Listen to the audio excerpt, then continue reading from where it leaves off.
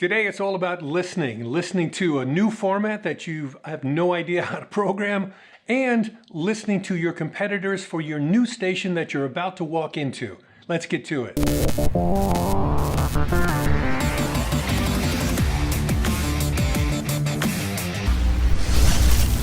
Hey Buckaroos, welcome back to Musicom Academy. We're doing a step-by-step as to you're the new PD, you're about to go into your new radio station, but you're still at home and you have time to listen around. Like last lesson, we were talking about listening to stations for a format that you have no idea how they program. And today we're going to go into listening to your competitors in the market that you're about to go to. And they really are one and the same. There's just slight differences between the two. So I'm going to go through what to listen for, and like we did last lesson, and also lesson 66. I'm going to refer to that a lot in here. And I'm also going to give you some other things that are odd to listen for, things that I did that are not sort of the norm, but I think they help a lot. So first question is, as you're listening to the new format that you have no idea about, okay, because you're going to a station that you've never programmed this format, do you like it? Like, is it something that you could actually listen to and go, yeah, I can get to like this format, or I already like it? Because if you don't, you are going to have a problem. I know for me, there's a couple type of formats that I don't particularly like, and I would never, ever take a job trying to program those stations, because I could do an okay job just by sheer knowledge alone, but I would never be great at it. I just wouldn't, because you have to have passion for the music, and you have to have a history of the music, and and want to learn it in order to actually do a good job. So if you don't like the format, particularly on all 5 of the radio stations that I told you to try to find, so it's universal, ooh man, big red flag. One of the other things that's going to come up if you're unfamiliar with the format, I've encountered this many times, is that you're going to try to figure out the percentage of currents to gold. I mean, that's just an easy one. If you're going into a market and you're listening to your competitors of a format that you can go, wow, they're playing a lot of currents, or they're playing 50-50, or 80-20, or whatever. On a format that you don't know, you're never going to be able to do that, because you have no idea of what's current or not. Something could be out for 12 months, and to you it might be out for 12 years, or vice versa. So the only way to really handle that, there's a couple ways. One is by getting subscriptions to particular companies. One is BDS, and the other one is Mediabase, which you're looking at right now. And Mediabase gives you a whole bunch of different things. I'll go through it way more depth in a later lesson, but for now, let's just take it from the left-hand side, and we'll go across to the right-hand side. On the left-hand side, for this particular station, which is one station for 1 week, and it's a country station, this is essentially that station's chart, if you will. So the number 1 song is Dylan Scott, number 2 song is Rascal Flatts, that they're playing the most, and so on and so forth. So you can see 2 and 1 on Dylan Scott last week, this week, and the title and the artist. And then there's some points things, which I've never really used. But here's where it starts to become really important. It's the spins and the day parts. So you can see that this week they spun that song 62 times. Last week it was 62 times. Let's look at the one below it, the Rascal Flatts song. This week they've spun it 57 times. Last week it was 33 times. So obviously they've moved that up in rotation. And then they have a 24 there right next to it, which means it's jumped 24 spins more this week than last week. And now when we get into the day parts, as you move across pretty much dead in the middle now, you can see where they've been playing the song. 14 times in the all-night show, 8 times morning drive, 14 midday, 8 times afternoon drive, and 13 times in the evening. So you can see they're protecting the drives with this song, but they're playing it a lot more. And then you move over more from market info. Now, there's only one country station in this market. So as you're going to see, if you look over from market spins this week, you see 62. Well, that's the same 62 as the number 1 song Dylan Scott has played, because it's the market for country, and they're the only country station. If this was an AC radio station, and let's just say there's 2 ACs and there's 2 CHRs, and this was a pop song, when you look over to market spins, it's not going to say 62, like this station plays. It's going to say something like maybe 200 or 220 or something, because it's taking the spins of that song for all of the radio stations in the market. So now impressions we'll skip. We'll move over now to historical data since, what does it say, March 3rd of 1998. Wow, this is going back a ways.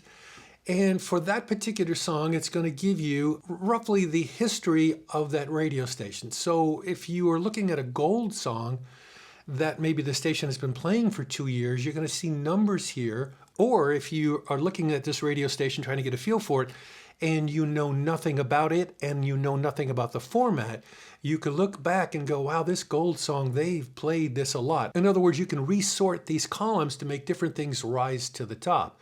So you might want to sort on the gold songs, and all of a sudden the ones that are spun a lot, basically the power gold, is going to rise to the top. And then they cut things a little more precise, so you can see 6 a.m. to 7 p.m. So that's basically doing the math of getting rid of the all-night show and evening. So it's just taking morning, midday, and afternoon drive and adding up those spins. And then finally, the last two columns are without the all-night show. And all that simply is doing is taking the amount of spins, 62, for that number one song, Dylan Scott, and then taking out the 13 spins on the all-night show. So 62 minus 13 is 49. So this is a really, really good thing to have if your station, has a subscription, or if you can afford it for your standalone or for the corporate group. If all else fails, then you're going to have to do it online, the hard way. And you're going to have to go to one of the stations that you're monitoring, and you're going to have to try to find their music where they show you hour after hour after hour. With a lot of stations, though, a lot of them stopped doing that. I don't know if it's because I was showing you how to actually do that online and they went, hey, let's take that off, or, just coincidence. But so many companies don't do it now, which is kind of weird that it happened all at once. But some do, and some will at least give you 1 hour, and that would be enough to get a handle on something. Let me show you that. Here it is manually. Kind of a pain, but you can get that off the website, or you can just monitor the radio station. Pulling it off the website is obviously easier because it's typed out for you, and you can kind of get a whole chunk instead of listening for an hour, one by one. Although you could tape the station and then just skim through the air check really fast, and if you can know the songs. But if you're not familiar with the format, this is going to be hard because you're not going to know the song. So what you're seeing is here what I typed up, and then I had to go looking for the answers. So this was the time I did it, this was WLTW, this was the date, and this was the hour that I did it. All of this was on the website. This part here, I had to go get for myself. And what I did was I just simply Googled it. So I would Google Rock Your Body, Justin Timberlake, what was the release date? And you're going to get a whole bunch of answers that'll come up. In this instance, it was 2002, so I typed in 2002. Down Under was 1980. Go Crazy, 2021. So you put them in and you get an idea of what's going on here. So real quickly you can say like, okay, this is 2021, and I'm doing it in 2021, so clearly that's a current song. And what's the next closest current song in this particular hour? And well, this one. Well, it's 2 years back. I doubt if it's a current. It's probably a recurrent. Okay, and all the rest is gold. Now, the other thing that you'd want to know about is what's the feeling of this particular hour? And I would do a bunch of hours just to get a feel of the radio station itself. And all I simply did here, as you can see up here for the formula, see the formula? I just averaged these years. When you look at this is July of 2021, but the average of all of the songs being played, all the years, is 2001. That's 20 years back. But yet the station doesn't feel that way. It still feels reasonably current. I'll show you why. Because of this song, and this song, and this song, and this song, when you put them together, you go 2012, you got two of those, a 2019, a 2021, and I guess you can make a case maybe for the 2002, but we'll just skip those out for a second. Here's 4 songs, not that far back. This is an AC radio station. You're 9 years back. They played 11 songs, but 4 of them, 4 out of 11, I mean, you're kind of almost 40%, probably a little under 40. So even though they're back in 2001 as an overall average, it's not going to feel that way. Listening is so important, and music is so important. To me, that's the main thing on a music radio station because it's 80% of your radio station. You get the music wrong and you're done. You're done before you even start.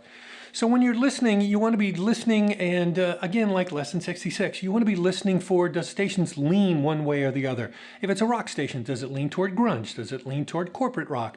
Does it lean toward album cuts? That type of stuff. If it's an AC, does it lean urban, or does it not lean urban at all? If it's a classic hits, does it lean towards CHR, which a lot of them do, like say WCBS FM in New York leans that way, or it might lean toward rock or away from that, kind of like K-Earth. I find K-Earth goes through spurts where it leans alternative, and then it's sort of right up the middle, and then it sort of seems to lean toward rock. And maybe that's just the days I'm catching it, but what it doesn't do, it definitely does not lean heavily into CHR hits from the same era that the station is playing music from. They sort of stay away from that. Another big thing is, are there some sort of a genre of music that was big during the time of the eras that a station is playing other music from that they just ignore? Like say an AC radio station that plays no R&B or virtually none. Like that's a flag. You know, not wrong, they may be successful doing that, but it gives you an opportunity to exploit that. Another thing to be listening for, whether you're listening for the 5 radio stations of a format that you're unfamiliar with, or your competitors, does any particular station seem excessively alive, way more than the others? Like it seems like, wow, this one's more exciting than the other ones. Partially it could be the format itself is helping that, but it might be other things. And your task is going to be, why is that? Why does that thing stick out to me? Why does that sound so good? Is it the aggressiveness of the promos and the liners? Is it that their music seems to be fairly fast? They're hitting new music quick? Is it that they're heavily produced? Is it that the jocks don't seem to stop down very much when they talk? It's almost always over an intro or an extra or some sort of a music bed where there's always something, something underneath them, until they just slam into commercials and the station keeps moving. Is it basically like a merry-go-round that they're just jumping on and jumping off? They're not stopping anything. What's making the station exciting? Do any of the stations itself, do any of them have a personality of its own? I'm not talking about the jock's personality. I'm talking about the station's personality. Now you go like, whoa, what's that? Let me give you some examples just to give you an idea. It could be the wording of the liners, could be the jocks, what they say as liners, and sort of the way the station leans for some of the talking, which I'll go into. It could be the production. It could be very low-key and very matter-of-fact. It's like they don't want to play the radio game. WMMO in Orlando did that incredibly well for years and years and years, when they just simply talk and they go like, hey, the contest that other radio stations do, we don't do those. We just don't want to insult you. We think it's stupid. We tell you the names of the songs all the time because we know you complain about that. That kind of liners, that's a personality of a radio station. It could be like rock radio stations sometimes have a really in-your-face attitude where it's pretty simple. Hey, we rock, deal with it. And that permeates everything that they do. That's a personality. In one of the lessons, I was going through some air checks of Boston stations, and I did the classic rock there. I also did KISS there, and then I did one other station, WSIX in Nashville. And that had a tremendous, strong personality of being intertwined with country music artists. They were saying where they're playing at the local clubs. They were saying who's on tour. They were talking about, artists' lives. They were really intertwined with it. Jazz stations do that too. They really get intertwined with the musicians. It's very rare. You don't hardly hear it anymore, but it really sticks out when you hear it. It's a personality of the station. Another station is Z88.3, a Christian station, really successful station in Orlando, where when they put up billboards, sometimes they only have one word on them. Or one of them, for years, they had safe for little ears. That's all they said. I didn't tell you what kind of format it was, anything. Safe for little ears. Now, the last time I saw them, they had a bunch of billboards and they just had words up. And they would be like peace, faith, hope, calmness. And you go like, wow, so you get a feel for the radio station that they're going a different way. And they stand for something. I've always thought that you could actually take a station that stand for the environment. Now, I would never get into global warming because that's something that's, 50-50. There's people who, no, there's no global warming.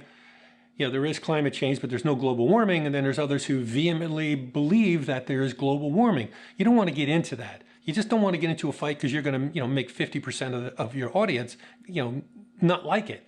However, I don't think there's anybody who wouldn't be into, let's clean up our city. Let's clean up some parks. Let's get a bunch of people. Sunday, we're going to go out, come down and volunteer, and we're going to clean up all the junk in so-and-so park. Nobody's going to not like that. They're going to go, wow, that's really nice. They care about the community, and it makes you local. That's another thing. Again, it's something that the station stands behind. Is there something that you catch a station doing that they've done year after year after year, and they stand for something else, like in LA, Wango Tango?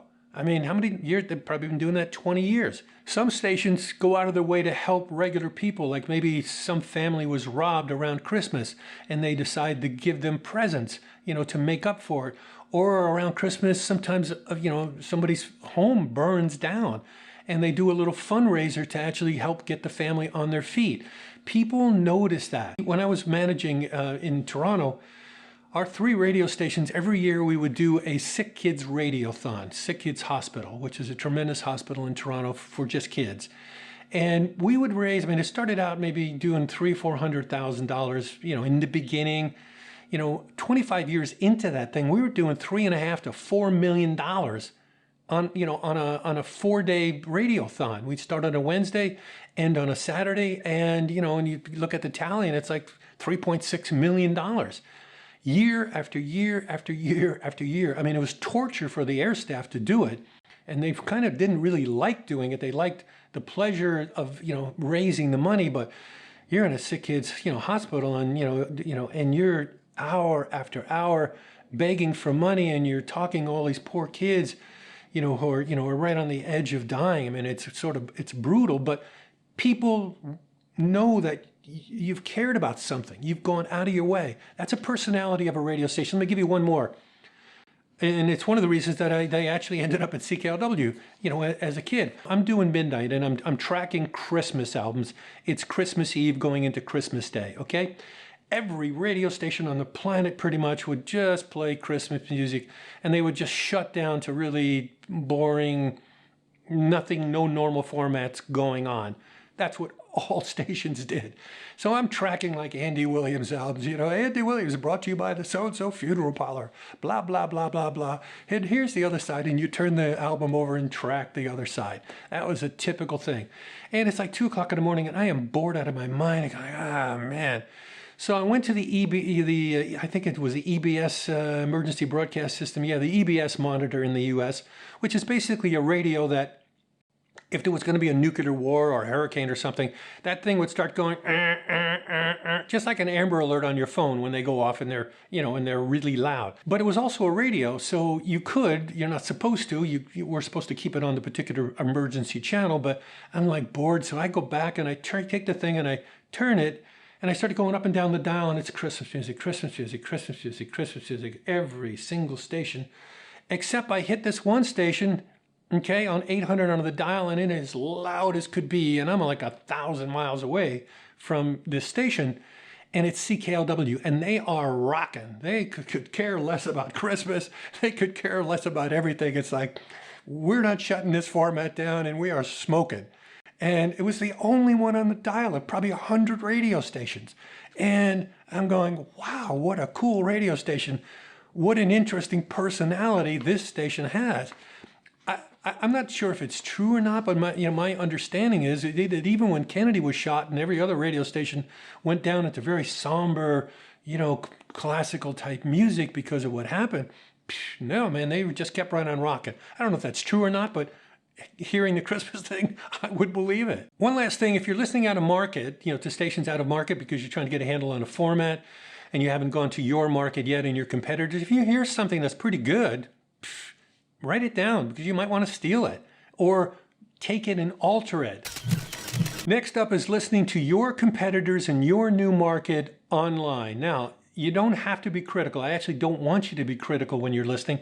I want you to just listen like a regular person. And if something sticks out to you and, or something, that's interesting, take notes and write it down. But I don't want you trying to write stuff down in that, hey, they played this song, and then after that they played this song, and then they did ID, then they did a splitter, and then they did a liner. And you don't want to be doing any of that. You just want to listen like a regular person, because you're taping the radio station, and we will go back later, and we're going to analyze what's on those tapes. Okay, but for now, you just want to listen. And for listening, everything that pertained in the last lesson is going to pertain to this. For you listening, all the stuff that you're listening for. You're going to be doing this listening to your competitors, for sure a week, and maybe even 2 weeks if you have that leeway of time. And you really should put a lot of time into this. But then after that, I need you to talk to your manager and maybe somebody else at the radio station and run through some questions with them. And some of the questions are, do any of your competitors have a big morning show?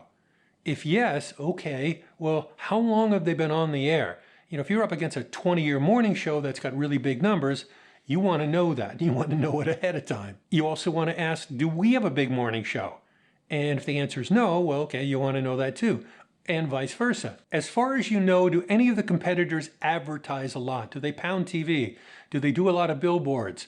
Do you know if they do a lot of research or they just sort of wing it? Do you have any idea about that? Are they out in the community much? Do they do a lot of promotions outside? Or if you're a rock station, is the competitor another rock station that's out in the bars a lot? Is there much turnover in their air talent? That sort of tells you about what's inside the radio station. It is somebody hard to work for, which maybe makes them easy to be able to be picked off, and you can steal some of their great talent. Also, I know this is going to sound weird, but spot rates.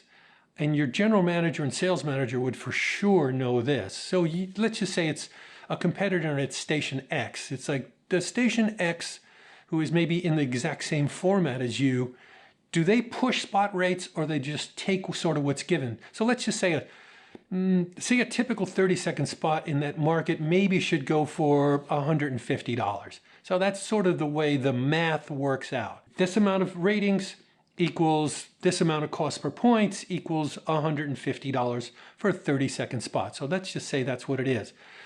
So you want to know, does your competitor push the rates? Do they push for like 160, 170, 165, 172?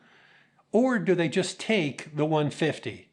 And you go like, well, why does that matter? Well, it matters because if somebody pushes rates heavily, one of the things that can happen, and this is something that managers and sales managers can see, particularly managers will notice this. If a station is continually pushing, okay, well beyond what amount of money for a spot they should get. So let's just say it's 150 and they're pushing for 170.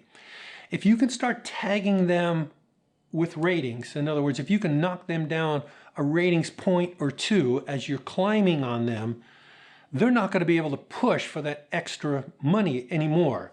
And that's going to mess up their budget. And usually, if it's a corporate thing, they're going to keep going, no, I need you to hit the budget. So if you're a general manager who cannot bring in the amount of money that you're already set to bring in because of the way you've been budgeted, what's left? Well, what's usually left is slash and burn. You're going to start having to do some cuts. You're going to start cutting back on things. Where if a station is doing $150 and that's what they're supposed to get, $150, if the ratings go down maybe a point and a half, they might be able to still hold the $150. As a matter of fact, if it's a decent station and they're sort of up on top with decent numbers, they're for sure going to be able to hold that $150. Okay, they just push a little harder. But if you're already, running 100 miles an hour with your rates, you have no leeway. If you lose some ratings, you're in trouble. And the only thing you're going to be able to do really is cut. Another question is the PD any good? In your estimation from everything you heard, is the PD really good? Do people like working for the PD? Do they really know what they're doing? Have they been in other markets, maybe even in different formats where they've been successful? Does success follow them? Or is this just the first time and maybe they're lucky with what they're doing, maybe they're not? You'd want to know that. Also, is the PD in control or is mostly everything coming from corporate? Does corporate tell the PD what to do? Take it all station by station. All of these questions, station by station with your GM, maybe your sales manager too, certainly about the spots, and maybe your music director also, or somebody else, but definitely with the general manager, because they'd want to know that you're paying attention, and they're going to want to tell you what they, to be on the same page with you. So definitely with the general manager. And lastly, now's the time to talk about ratings, okay? When you're going through station by station. And you want to be able to look at the ratings, and you want to now take the ratings and start being able to look at them overall, look at the demos, look at show by show, day part by day part, all of that type of stuff. Now that you know the ratings and you've listened to the market for a while, and you've got some sort of semblance of, okay, here's how the stations our competitors should be ranked, here's how should they be, you're going to start to compare, and if they don't line up, you have to figure out why. Now, it's quite possible that you may be thinking of a particular station and you go, I'll just make this up, they should be a 5 share. Meanwhile, they're like a 7.5 if that's their share of the market. You're like, wow. But you look at midday and you go like, no, midday's where I expected them to be. Afternoon is where I expected them to be. Nights are actually lower than I thought they would be a little bit, but roughly in the same ballpark. Why do they have a 7.5 and not a 5? And it probably is, and you'd want to look, because it might be they might have a monster morning show that's driving the entire radio station, which it's going to be hard for you to pick that out just listening. So that's why you want to have that conversation with your general manager. And then you want to try to marry everything that you've learned so far, everything that you've heard so far, and the ratings that you have just learned about, and put those two together and try to figure out, okay, now here's the big picture, the entire picture of what I'm up against. So a lot to take in for this lesson, and I hope this helps you. And again, we're going to be moving on with another step of You're the New PD. What exactly do you do in order on the next lesson? So until then, see ya.